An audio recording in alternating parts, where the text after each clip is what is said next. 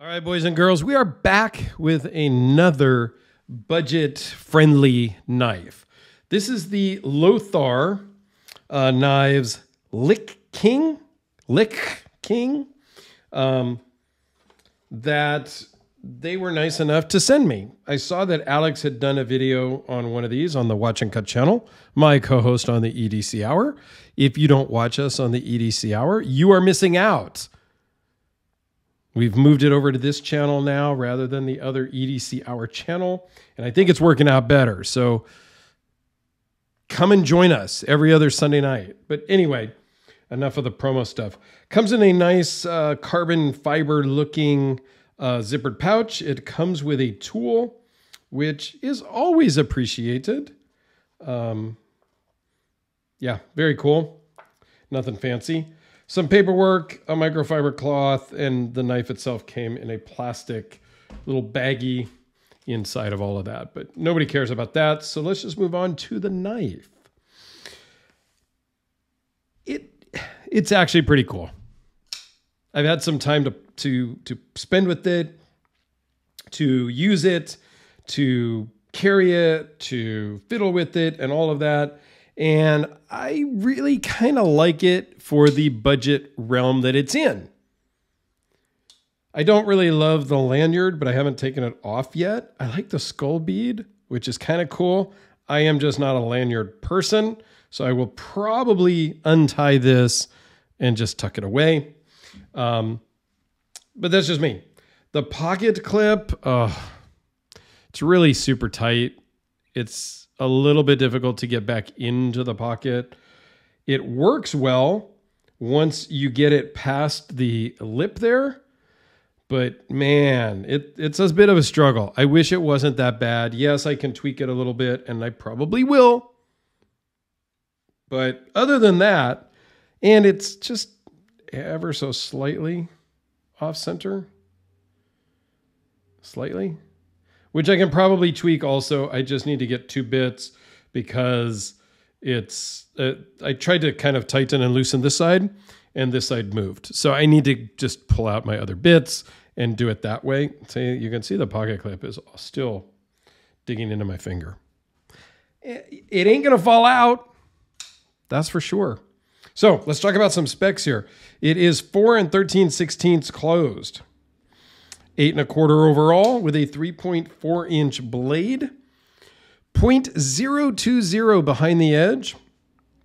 Blade thickness is 0.124. D2 blade steel. It weighs in at 6.2 ounces. So it's a little bit on the heavy side. I believe it's steel bolsters, steel liners. Micarta, G10 scales in black. G10 backspacer. There is a different color variation, which is what Alex got, and I'm drawing a blank on what it is exactly right now. But it does come in at 6.2 ounces. It is rather thick overall at 0.612, but it does run on bearings, and it fills your hand really nicely. Thing feels great in the hand. So for that, I'm digging it. Let's compare it a little bit with the Kubi KB237, the Carve. And I compare these two because they're both made overseas. They both have D2. They both have G10. And they're both in that $35 to $45 range. This one right now today on Amazon is $35 at the time of filming. This one I didn't check, but it's typically in that 30 to 45 range. Sometimes it goes up, sometimes it goes down, and sometimes the color changes the price on this guy as well. Because you can get it with a black blade, without a black blade. You can get black scales, G10's OD green. You can get a variety of color options here. And so sometimes the pricing is different based on that. Similar size, similar shaped handle. Little bit different construction with the bolsters, no bolsters, pocket clips, totally different. They're not made by the same people. Of course, they're going to be different. But price-wise, they're very similar. They both run on bearings. And I'm having a difficult time right now today as I'm filming, picking which one is more favorable. So this guy weighs in. One of the big differences is this is 4.8 ounces and this is 6.2. So there is a noticeable difference in the pocket and in the hand. Now the bead, yes, that's going to take off maybe 0.2. So let's call it 6 ounces versus 4.8 so that there's a clear comparison. You do get a recurve. I love a recurve. And I love a Tonto. I am struggling here to pick a winner. And this is not really meant to be a direct comparison because they are different. Kubi is a huge company. They OEM for a lot of people. Lothar here is different. I had not heard of them until Alex did a video on them. And then I liked what Alex talked about and shared, and some conversations on the backside between Alex and I. And so I reached out to these guys and asked if I could get one to look at too. And they graciously said, sure, we'll send one out. This one is a little heavier. It is noticeably heavier. They both have a little harpoon on the blade. Man, I don't know. Now, this guy is super sharp. Out of the box, no problem. Okay? Does a good job. And let's try out a little cardboard here. This is not probably going to be the cardboard eater that my Peter Stein from South Africa is, but wow, it does a fantastic job on cardboard as well.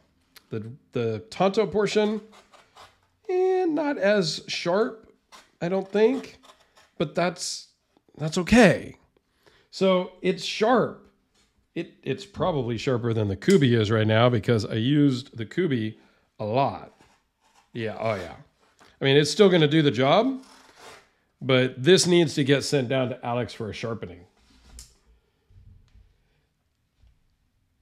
I don't have a good answer. I can't tell you which one I like better right now. And this has been my favorite budget knife for a long time. I will put a link to the Lothar down below in case you are so inclined and you want to check one out on your own. Like I said, 35 bucks right now might be a really good Christmas present option you get from Amazon. Well, by the time this video goes up, it'll be after Christmas. So never mind. It'll be a New Year's present. Maybe this is going up on Christmas. I don't even know. I'm filming a few days before. I have to upload and schedule a couple things with the Sharpie. The well-known Spyderco Delica. And how about the AA and D cell batteries? Again, just to give you kind of an understanding of the size. We pull out the D cell battery. This weighs in at 5 ounces. Okay, this guy's 4.8 and this guy is 6. So if you have a D cell battery, throw that in your pocket. Carry that around for a few days. See if you can carry a knife that heavy. That might be a deciding factor for you. And in that case, the Kubi would make a better option. I don't know. I'm torn. It's a toss-up for me right now.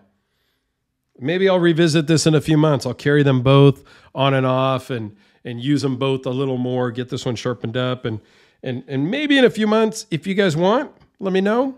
I'll come back and see what I like better after really using them for a few months. So thanks for watching, guys. I will put a link to this guy down below. I'll put a link to this video or my Kubi playlist in the corner so that you can check those out in more detail if you like.